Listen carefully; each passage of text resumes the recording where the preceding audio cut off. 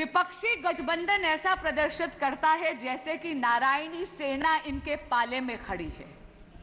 पर अध्यक्ष जी, इतना जरूर कहूंगी, कृष्ण तो कर्म के कायल हैं, इसलिए उनका आशीर्वाद तो नरेंद्र मोदी जैसे कर्मयोगी पर पुनः बरसा है। कुछ दिन पहले मैंने टीवी पे देखा, विपक्ष के एक बहुत ही बड़े नेता मीडिया के बंधुओं से अयोध्या धाम से जीते हुए अपने जनप्रतिनिधि का परिचय करवा रहे थे और उन्होंने कहा, ये हैं अयोध्या के राजा। अध्यक्ष जी, ये विपक्ष की राजसी मानसिकता को परिलक्षित करता है। हम तो सत्ता पक्ष में होकर भी सेवा परमो धर्मो वाले हैं, राष्ट्र सर्वोपरि वाले हैं। हमारे तो यशस्वी प्रधानमंत्री भी अपने आप को देश का प्रधान सेवक कहते हैं। हमारे तो राजा राम हैं, धर्म हमारा काम है, जपते तो हम मां भारती का नाम है। इसीलिए तो नरेंद्र मोदी के सामने फेल, बाकी सारे तमाम हैं। अध्यक्ष जी, मुझे एक प्रसंग याद आता है। महाभारत में युधिष्ठिर को जब अकर्मण्यता ग्रसित कर गई तो वो पितामह भीष्म के पास गए। पितामह भीष्म ने युधिष्ठिर जी को सुशासन के कई सूत्र दिए, लेकिन एक मूल मंत्र भी दिया, और वो मूल मंत्र था, यतो धर्मस्य ततः कृष्णो, यतः कृष्णस्य ततो धर्मः। जहां धर्म है वहां कृष्ण है, जहां कृष्ण है वहां विजय है। सुश्री बांसुरी स्वराज।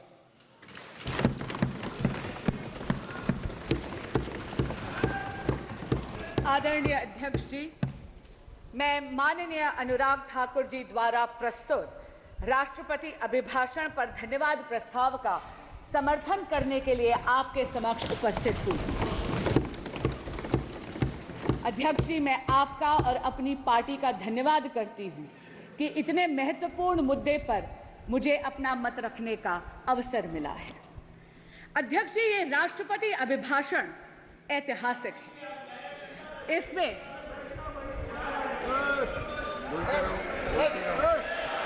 ये अभिभाषण ऐतिहासिक है, और ये ऐतिहासिक इसलिए है अध्यक्ष जी, क्योंकि इसमें एक दशक के मोदी सरकार की अद्वितीय कार्यों का चित्रण ही नहीं, बल्कि आने वाले स्वर्णिम काल यानी विकसित भारत के संकल्प का उद्घोष भी है।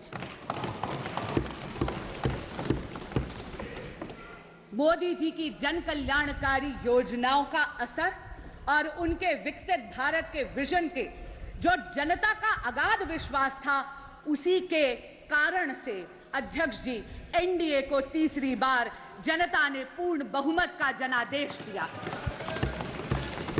महामहिम राष्ट्रपति जी ने अपने अभिभाषण के पैराग्राफ 3 में जो कहा है, आपके माध्यम से समक्ष के पूरे सदन के समक्ष पुनः दोहराना चाहूंगी।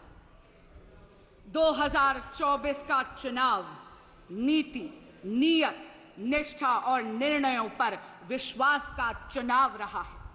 मजबूत और निर्णायक सरकार में विश्वास, सुशासन, स्थिरता और निरंतरता में विश्वास, ईमानदारी और कड़ी मेहनत में विश्वास, सुरक्षा और समृद्धि में विश्वास, सरकार की गारंटी और डिलीवरी पर विश्वास, विकसित भारत के संकल्प में विश्वास। मेरी सरकार ने 10 वर्षों में सेवा और सुशासन का जो मिशन चलाया है, ये उस पर मोहर है। अध्यक्ष जी, एक दशक में ये पहली बार ऐसी सरकार भारत में आई है जिसकी कथनी और करनी में अंतर नहीं है। जो कहा वो किया। धारा 370 हटाई, जो कहा वो किया। भव्य राम मंदिर का निर्माण किया, जो कहा वो किया। सीएए लेकर आए, जो कहा वो किया। 1 रैंक 1 पेंशन लाए, जो कहा वो किया। मेक इन इंडिया की नींव रखी, जो कहा वो किया। पिछले 10 वर्षों में मोदी सरकार ने भारत की अर्थव्यवस्था को इतना सशक्त करा है कि अध्यक्ष जी, हम 11वीं सबसे बड़ी अर्थव्यवस्था की जगह मात्र एक दशक में विश्व की वैश्विक पटल पर 5वीं सबसे बड़ी अर्थव्यवस्था बनी। और अध्यक्ष जी, ये असाधारण परिस्थितियों में हुआ है। पूरा का पूरा विश्व कोविड-19 की महामारी से जूझ कर निकला है। अभी भी विश्व के कई देश हैं जो युद्ध की अग्नि में झुलस रहे हैं, लेकिन भारत मोदी जी के नेतृत्व में वैश्विक पटल पर तीसरी सबसे बड़ी अर्थव्यवस्था बनने के पथ पर अग्रसर है। हमारे माननीय प्रधानमंत्री नरेंद्र मोदी जी ने 2047 तक भारत को एक विकसित राष्ट्र बनाने का एक संकल्प लिया है। इस संकल्प के 4 मुख्य स्तंभ हैं। पहला स्तंभ युवा शक्ति, दूसरा नारी शक्ति, तीसरा किसान कल्याण और चौथा गरीब कल्याण।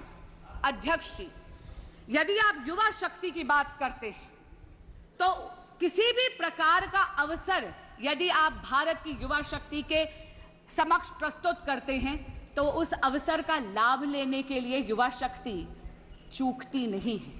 शिक्षा के पर्याप्त अवसर हुए, इसके लिए मोदी सरकार ने एक दशक में 7 नए IITs, 16 नए ट्रिपल IITs, 7 नए IIMs, 15 AIIMS hospitals, 315 medical colleges और 390 नए विश्वविद्यालय स्थापित करे हैं।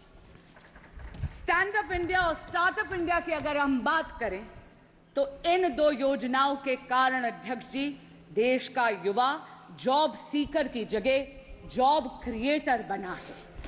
इस जॉब क्रिएशन से वेल्थ क्रिएशन की तरफ वो अग्रसर है। और आप जैसे माननीय अनुराग ठाकुर जी ने भी सदन के समक्ष रखा, आज भारत स्टार्टअप इकोसिस्टम में विश्व की 3rd लार्जेस्ट इकोसिस्टम है। अध्यक्ष जी, मुद्रा योजना में स्वरोजगार के लिए आप ये देखिए 46 करोड़ युवाओं ने 26 लाख करोड़ रुपए का ऋण आसानी से लिया है। आज देश में 1,81,000 स्टार्टअप कंपनियां हैं, जिसमें से 100 से अधिक यूनिकॉर्न्स हैं। पिछले 10 वर्षों में भारत ईज ऑफ डूइंग बिजनेस के इंडेक्स पे 142nd पोजीशन से 63rd पोजीशन पे पहुंचा है। और पिछले 24 वर्षों में यानी 2000 से 2024 में ही भारत में कुल $990.97 बिलियन का FDI आया है, जिसमें से अध्यक्ष जी 67% यानी $667.4110 बिलियन मात्र पिछले एक दशक में एनडीए की सरकार में आया है। Today, Bharat has become a leader in the world of manufacturing. चाहे इलेक्ट्रॉनिक्स हो, चाहे ऑटोमोबाइल हो, चाहे रक्षा उपकरण हो, भारत एक अग्रणी निर्माता के रूप में वैश्विक पटल पर उभर रहा है। और इस नई दुनिया में microchips are the new oil. Semiconductors और चिप मैन्युफैक्चरिंग की दुनिया में भारत कहीं पीछे ना छूट जाए, इसके लिए मोदी सरकार 1.25 लाख करोड़ रुपए का इंफ्रास्ट्रक्चर पहले ही उद्घाटित कर चुकी है। असम में 27,000 करोड़ का सेमीकंडक्टर का प्लांट भी बन रहा है। वो दिन दूर नहीं अध्यक्ष जी, जब चिप मैन्युफैक्चरिंग और सेमीकंडक्टर्स की दुनिया में Bharat will be a global leader. प्रधानमंत्री नरेंद्र मोदी जी के नेतृत्व में भारत में बहुत ही ट्रांसफॉर्मेटिव प्रोग्राम्स आए हैं, जैसे डिजिटल इंडिया, जैसे मेक इन इंडिया, जैसे स्टार्टअप इंडिया। इनके कारण भारत के युवाओं की एंटरप्रेन्योरियल स्पिरिट को बहुत ज्यादा प्रोत्साहन मिला है। अब हम आते हैं विकसित भारत के दूसरे स्तंभ पर, यानी नारी शक्ति। अध्यक्ष जी, हम सब ने सुना है कि चूल्हे की रोटी का स्वाद बड़ा गजब है, लेकिन उस चूल्हे की रोटी के स्वाद के चक्कर में मेरे देश की मातृशक्ति के फेफड़े झुलस जाते हैं। पहले जाती है, लकड़ी काटती है या लकड़ी बींधती है, गठरी सर पर लेकर आती है, 20 से 25 मिनट लगते हैं चूल्हा सुलगाने में। लेकिन नरेंद्र मोदी जी ने 10 करोड़ से ज्यादा उज्ज्वला गैस कनेक्शंस देके मातृशक्ति को धुएं की जिंदगी से निजात दी। हमारे देश में बचत की आदत हमारे देश में एक एक को मातृशक्ति ने सिखाई। आप सबको याद होगा वो नानी जो रामायण के पन्नों में पैसे छुपाती, वो दादी जो चीनी के जार में पैसे छुपाती है। अरे उन चोरी के पैसों से कुल्फी फलूदा खाने की मिठास ही अलग है। लेकिन कितनी अचंभे की बात है अध्यक्ष जी, जिस मातृशक्ति ने देश को बचत सिखाई उनके पास बैंक अकाउंट ही नहीं थी। नरेंद्र मोदी जी प्रधानमंत्री जन धन योजना के तहत देश की मातृशक्ति को फॉर्मल बैंकिंग सेक्टर का उन्होंने उसे हिस्सा बनाया। अध्यक्ष जी 50 करोड़ से अधिक बैंक के खाते खुले प्रधानमंत्री जन धन योजना में, जिसमें से 56% महिलाओं के खाते थे। हमारे यशस्वी प्रधानमंत्री नरेंद्र मोदी जी ने यह भी सुनिश्चित करा कि महिलाओं के स्वरोजगार के लिए उनके पास आर्थिक सपोर्ट यानी फाइनेंशियल सपोर्ट की उपलब्धता हो। प्रधानमंत्री मुद्रा योजना के तहत कुल ऋण जो सैंक्शन हुए हैं उसमें से 69% महिलाओं के लिए सैंक्शन हुए। इसी तरह स्टैंड अप इंडिया के तहत अध्यक्ष जी 84% ऋण महिलाओं के लिए सैंक्शन हुए। एनडीए सरकार ने 1 करोड़ लखपति दीदी का जो टारगेट रखा था सेल्फ हेल्प ग्रुप मूवमेंट के माध्यम से, वो तो पहले ही लक्ष्य प्राप्ति हो गई है। इसलिए मोदी सरकार ने अब ये लक्ष्य बढ़ाकर 3 करोड़ महिलाओं को लखपति दीदी बनाने का रखा। अध्यक्ष जी महिलाओं को सशक्त बनाने के उद्देश्य से प्रधानमंत्री जी लाए हैं नमो ड्रोन दीदी। मेरे देश की बहन बेटियां अब ड्रोन पायलट बनेंगी। न केवल इससे कृषि कार्य में आधुनिक तकनीक का इस्तेमाल होगा, लेकिन आप ये देखिए समाज की सोच में भी अंतर पड़ेगा। It is going to not only leverage technology for modernisation of agrarian economy of India, but also will ensure a tectonic shift in the psychology of the society. NaMo drone दीदी विकसित भारत के 2 पहलुओं को छूती है, कृषि कल्याण और महिला शक्ति। महिलाओं का लेकिन वास्तविक और असली सशक्तिकरण तब होता है जब वो नीति निर्माण में हिस्सा बनती है। अध्यक्ष जी यहाँ पे कई सदस्य हैं, यहाँ पे आदरणीय हरसिमरत कौर जी भी बैठी हैं, वो तो स्वयं इस बात की साक्षी हैं कि 16वीं लोकसभा में तब की माननीय विदेश मंत्री श्रीमती सुषमा स्वराज ने राष्ट्रपति अभिभाषण के धन्यवाद प्रस्ताव के अनुमोदन के वक्त एक इच्छा प्रकट करी थी 33% महिला आरक्षण के लिए, ताकि महिलाओं का राजनीतिक सशक्तिकरण हो सके। अध्यक्ष जी मेरा मन प्रफुल्लित हो उठता है ये कहते हुए कि प्रधानमंत्री नरेंद्र मोदी जी और उनकी सरकार ने 17वीं लोकसभा में ही ये स्वप्न हकीकत में तब्दील कर दिया। अध्यक्ष जी 18वीं लोकसभा में सुषमा स्वराज की दी हुई ये आंखें नारी शक्ति वंदन अधिनियम को लागू होते इस सदन में देखेंगी और इस ऐतिहासिक पल की साक्षी बनेंगी। विकसित भारत का अगला स्तंभ है किसान कल्याण। अध्यक्ष जी एनडीए सरकार के लिए अन्नदाता देवतुल्य है और इसीलिए एनडीए सरकार ने इन देवतुल्य किसानों के लिए 3,20,000 करोड़ रुपए पीएम किसान सम्मान निधि के तहत पहले ही वितरित कर दी है।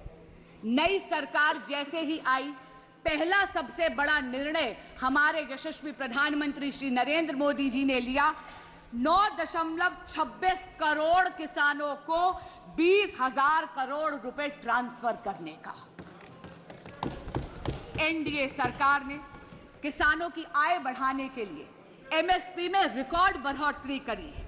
ऑर्गेनिक फार्मिंग, कोल्ड स्टोरेज, कृषि आधारित उद्योग, डेयरी और मत्स्य पालन में आधारित उद्योग को को भी प्रोत्साहित करा गया है। ग्रामीण सड़क योजना के तहत 3,20,000 किलोमीटर से ज्यादा सड़कें बनाई गई।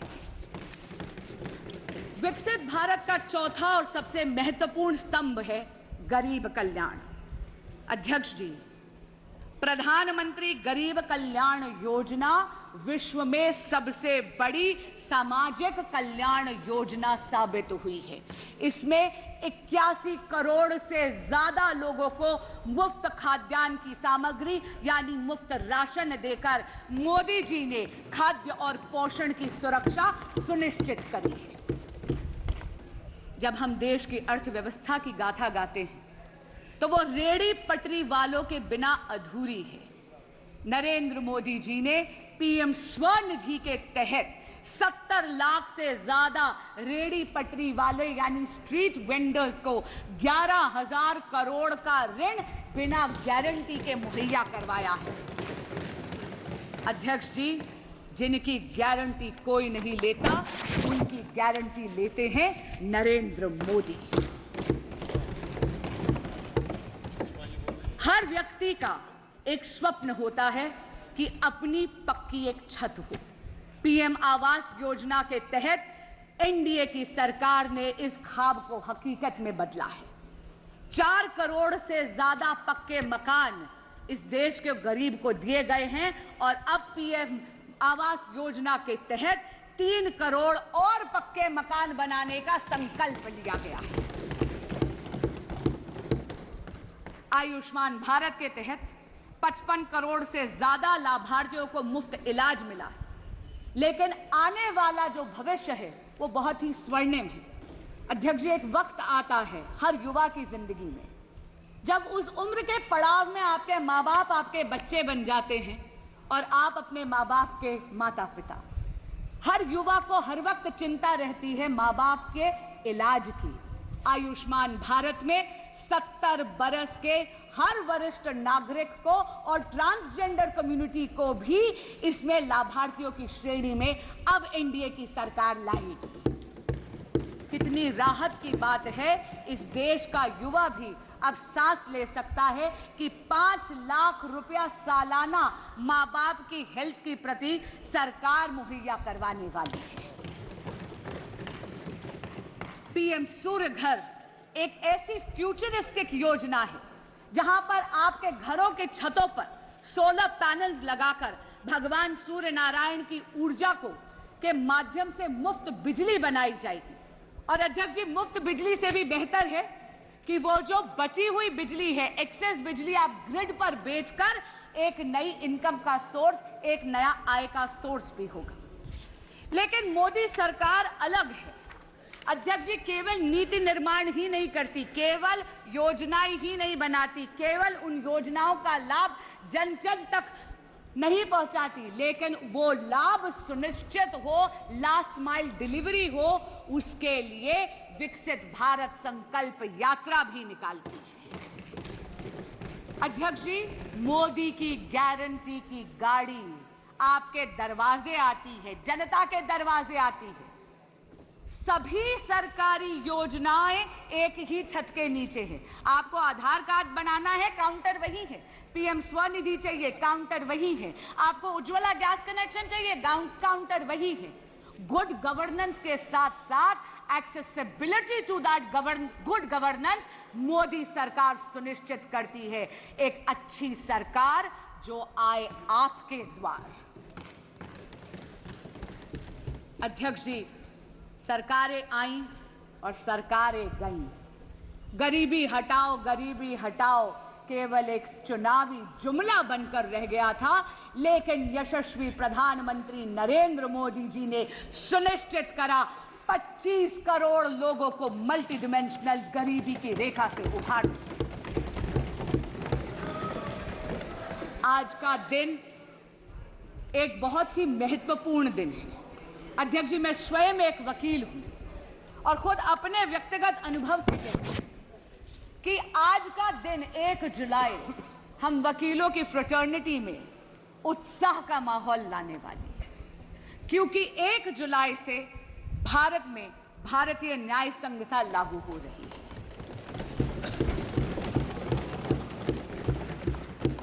पहले के कानून ब्रिटिश राज की गुलामी की बेड़ियां थे जो हमारी न्याय प्रणाली को जकड़े हुए थे। पहली बार भारत में एक ऐसी दंड प्रणाली आ रही है जिसका ध्येय न्याय होगा।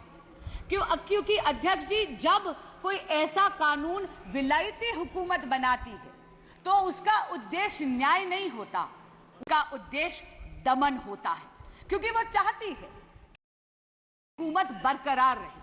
लेकिन पहली बार देश में भारतीय दंड प्रणाली आएगी जिसका ध्येय न्याय होगा, न्याय को प्राथमिकता देगी। और हमारे यहाँ कहते हैं justice delayed is justice denied. ये वो क्रिमिनल सिस्टम होगा लॉज का जो एक एक्सपीडियंसी लाएगी, एक तेजी लाएगी भारत के क्रिमिनल जस्टिस सिस्टम में। कम्युनिटी पेनल्टी पहली बार भारत में इंट्रोड्यूस हो रही है। इसका मतलब है at the heart of these laws is not only deterrence of law and punishment but also a sense of reformation. इन सभी ट्रांसफॉर्मेटिव, फ्यूचरिस्टिक, पाथ ब्रेकिंग कारणों के कारण ही भारत ने एनडीए की सरकार को तीसरी बार पूरा बहुमत दिया है। पर अध्यक्ष जी, विपक्षी गठबंधन ऐसा प्रदर्शित करता है जैसे कि नारायणी सेना इनके पाले में खड़ी है। पर अध्यक्ष जी, इतना जरूर कहूंगी, कृष्ण तो कर्म के कायल हैं, इसलिए उनका आशीर्वाद तो नरेंद्र मोदी जैसे कर्मयोगी पर पुनः बरसा है। विपक्ष चाहे यह दिखाने का प्रयास करे कि स्वयं अक्षोहिणी सेना उनके पास है। अध्यक्ष जी, बहुत चौंकाने वाली बात है कि वो विपक्ष जिसने आपातकाल लगाने का अधर्म करा, वो विपक्ष जिसने भारत के संविधान को गला घोटने का अधर्म करा, जिसने इस देश के लोकतंत्र की हत्या करने का अधर्म करा, वो विपक्ष जिसके गठबंधन के सदस्य आज भी दिल्ली में एक कॉन्स्टिट्यूशनल क्राइसिस क्रिएट करते हैं क्योंकि वो अपनी जिद पे अड़े हुए हैं कि वो अपनी सरकार जेल से चलाएंगे। क्यों? क्योंकि वो सत्ता के मोह में मदमस्त हैं और दिल्ली उनके इस मोह से त्रस्त है। अध्यक्ष जी, बड़ी अजीब बात है, दिल्ली आज पानी के लिए तरस रही थी। एक बारिश हो गई तो पानी से त्रस्त हो गई। लेकिन ऐसा लगता है कि विपक्षी गठबंधन में या आम आदमी पार्टी में एक आपातकाल और एक अकाल पड़ा हुआ है कॉम्पिटेंस का और टैलेंट का। और इसीलिए माननीय मुख्यमंत्री अरविंद केजरीवाल जी मुख्यमंत्री की सीट को जकड़ कर बैठे हैं। मैं पूछना चाहती हूं, ऐसा विपक्ष जो पॉलिसी पैरालिसिस का अधर्म करता है, जो लैक ऑफ गवर्नेंस का अधर्म करता है, वो धर्म की बात कर कर इस सदन में कैसे आड़े आ सकता है जब ये सदन इमरजेंसी की रेजोल्यूशन पास करना चाहता है, इस इमरजेंसी का खंडन करते हुए। अध्यक्ष जी, मुझे एक प्रसंग याद आता है। महाभारत में युधिष्ठिर को जब अकर्मण्यता ग्रसित कर गई तो वो पितामह भीष्म के पास गए। पितामह भीष्म ने युधिष्ठिर जी को सुशासन के कई सूत्र दिए, लेकिन एक मूल मंत्र भी दिया, और वो मूल मंत्र था यतो धर्मस्य ततः कृष्णो यतः कृष्णस्य ततो धर्मः। जहां धर्म है वहां कृष्ण है, जहां कृष्ण है वहां विजय है। धर्म तो नरेंद्र मोदी जी के ही पाले में खड़ा है। लोकतंत्र में मतदाता देवतुल्य होता है। 6 दशक में तीसरी बार लोकतंत्र में भारत के देवतुल्य मतदाता ने विजय श्री का आशीर्वाद एनडीए की सरकार को नरेंद्र मोदी जी के नेतृत्व में दिया है। कुछ दिन पहले मैंने टीवी पे देखा, विपक्ष के एक बहुत ही बड़े नेता मीडिया के बंधुओं से अयोध्या धाम से जीते हुए अपने जनप्रतिनिधि का परिचय करवा रहे थे और उन्होंने कहा, ये हैं अयोध्या के राजा। अध्यक्ष जी, ये विपक्ष की राजसी मानसिकता को परिलक्षित करता है। अध्यक्ष जी, हम तो सत्ता पक्ष में होकर भी सेवा परमो धर्मो वाले, राष्ट्र सर्वोपरि वाले हैं। हमारे तो यशस्वी प्रधानमंत्री भी अपने आप को देश का प्रधान सेवक कहते हैं। अध्यक्ष जी, हमारे तो राजा राम हैं, धर्म हमारा काम है, जपते तो हम मां भारती का नाम है, इसीलिए तो नरेंद्र मोदी के सामने फेल बाकी सारे तमाम हैं। रिफॉर्म, परफॉर्म और ट्रांसफॉर्म के वर्क एथिक के साथ साथ, सबका विकास, सबका विश्वास और सबका प्रयास, इस मूल मंत्र को आत्मसात करते हुए विकसित भारत के संकल्प को सिद्धि तक लेकर जाएगी एनडीए की यह सरकार, मुझे ये पूर्ण विश्वास है। लेकिन मैं साथ में ये आशा भी करती हूं कि ये सदन एकजुट होकर उस संकल्प को सिद्धि तक ले जाने में मदद अवश्य करेगा। अध्यक्ष जी, आपने मुझे समय दिया और अपनी बात कहने का अवसर दिया, आपका बहुत बहुत धन्यवाद। मैं पुनः इस धन्यवाद प्रस्ताव का अनुमोदन करता हूं। नमस्कार, मैं हूं मानक गुप्ता। अगर आपको हमारा ये वीडियो पसंद आया हो तो इसे लाइक और शेयर जरूर करें, और हां, हमें सब्सक्राइब और फॉलो करना ना भूलें ताकि आप देश और दुनिया की कोई खबर मिस ना करें। तो जुड़े रहिए हमारे साथ और देखते रहिए न्यूज़ 24।